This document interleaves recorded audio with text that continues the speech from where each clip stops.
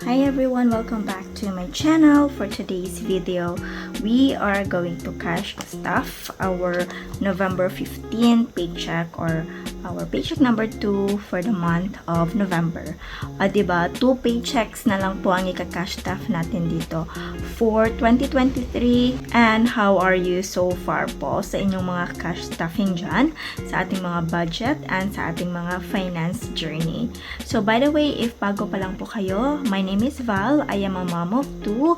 I have a full-time job and I have a side business, but unfortunately what I can do for the cash stuffing is only my income, full-time income po. And I'm also 30 years old. I've been cash stuffing for about 2 years na, and it really helps me a lot to be on top of my finance. Okay? Kaya nga tinatawag ko siyang financial journey by Val. So, for today guys, gusto ko lang i-flex yung pinakamagandang wallet na tatanggap ko recently from a friend of mine. Pumunta po siya sa Zamboanga. Umuwi po siya sa kanila because kinasal yung kanyang sister. And yan, bumili siya ng mga ganito. Binigyan niya kami ng ganitong wallet. I'm not sure anong tawag dito, but you know, it's so slim. It's so ang ganda. Super. So, nilagyan ko lang siya ng aking pera kung saan po ako nag-withdraw yung pera ko po from full-time job. So, kunan po natin para makapag-cash stuff na tayo. And for today, medyo po malaki ang ating maka-cash stuff. Bakit? Kasi I'm happy to announce everyone that I just got promoted at medyo malaki po yung naging increase. So, makikita ninyo dito niya maya-maya po. Actually, first paycheck ko ng increase and hindi ko alam kung yung consistency ng income ko, if ganito ba talaga siya kalaki. So, we will find out in the next few cash stuffing videos. So, 1, 2, 3, 4, 5, 6, 7, 8, 9, 10, 11, 12, 13, 14, 15, 16.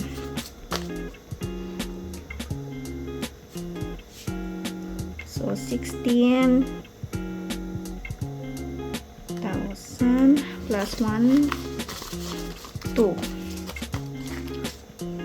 2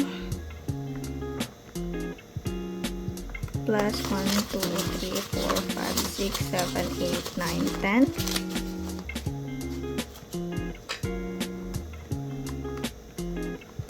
1, 2, 3, 4, 5, 6, 7, 8, 9, 10.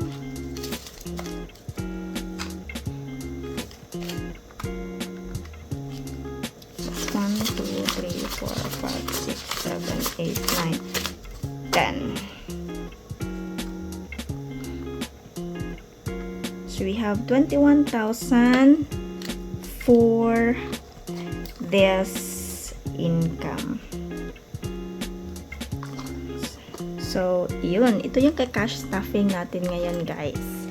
Ito yung, you know, the part where nag-i-increase yung income natin, pero yung goal is, you know, hindi palakihin yung expenses. Just the same as it is. At saan ba to?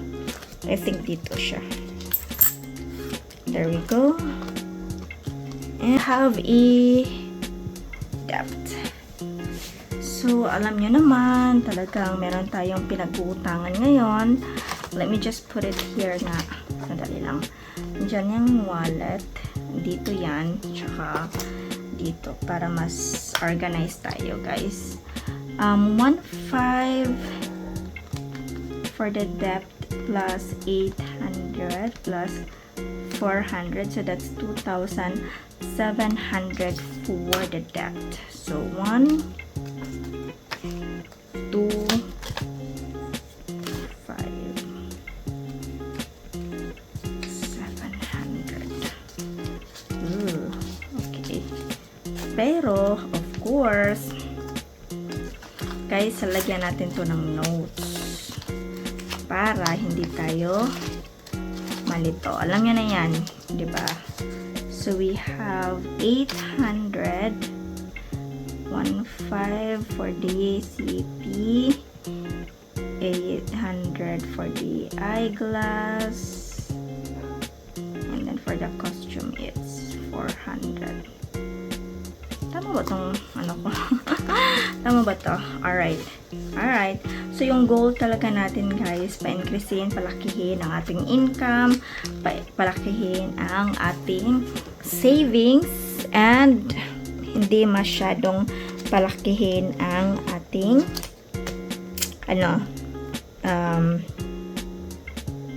ano bang tawag nito? Expenses. Yep, yung expenses, guys. Oh my God. So, lalagyan ko na lang mamaya itong grocery. Pero yung grocery natin, 1.5. So, suklian natin to. So, wala akong masyadong 500 dito eh. So, yun. Tapos, yung sa food allowance pala, guys. So, kung makikita ninyo, medyo malaki siya, no? 4,250. Bakit? Kasi, masyadong mataas yung days. So, kinakailangan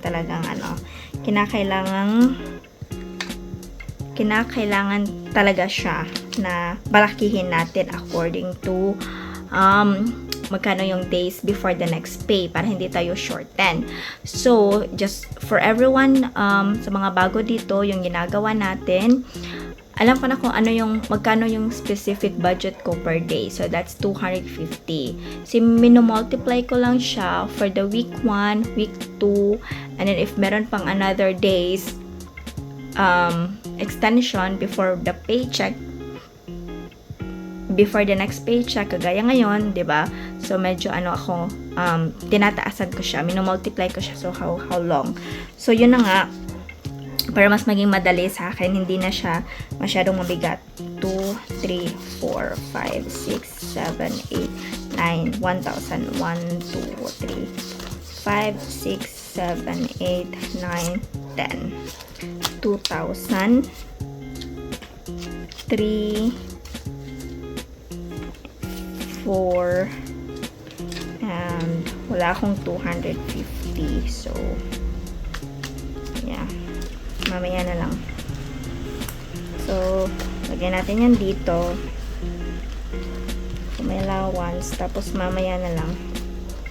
So, next year yung project ko, guys, is mag-upgrade ako ng aking cash envelopes.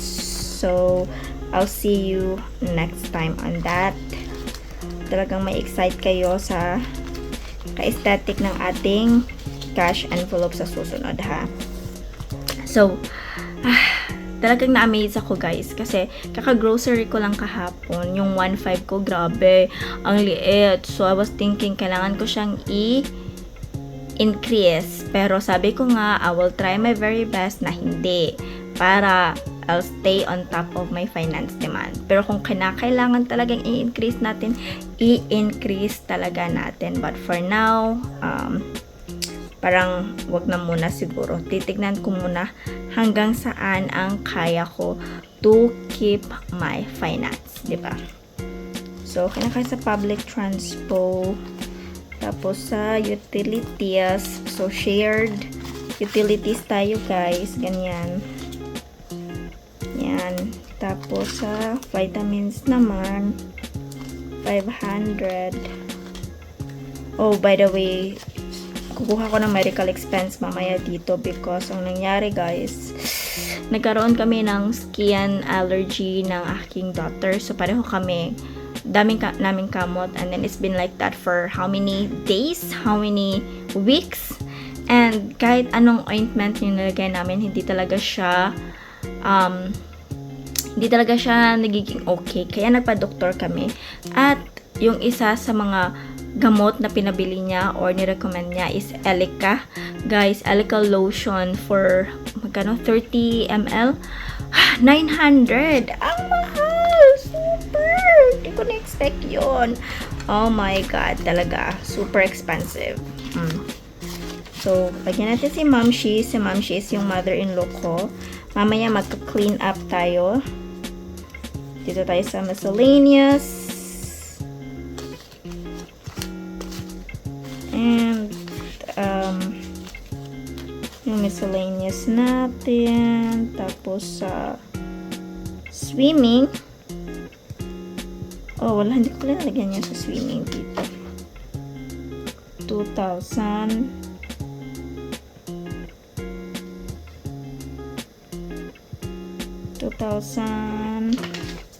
Ganun nga ba? So, hindi ko nalagay. 4, 5.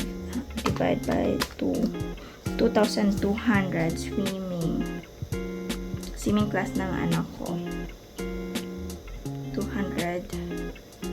Actually, gawin ko siyang 2,300 para 1, 2, 1, 2, 3.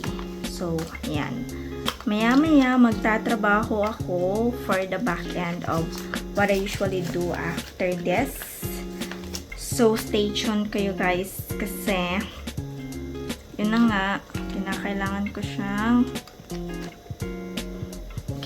siyang mag-save.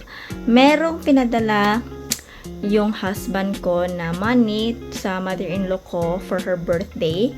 And na-shock lang ako kasi nagpadala din siya sa akin. Binigyan niya ako. Sabi niya, bigyan niya daw ako ng 3,000. So, na-shock naman ako. Sino ba naman ako para umayaw, diba? So, meron akong 3,000 here. Which is, hindi ko siya ka-cash stuff. It's just that, savings. So, i-add ko siya sa savings. 1, 2, 3, 300 to.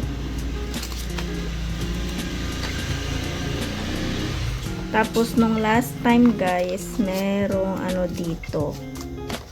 Diba, meron akong naiwan na money from the previous,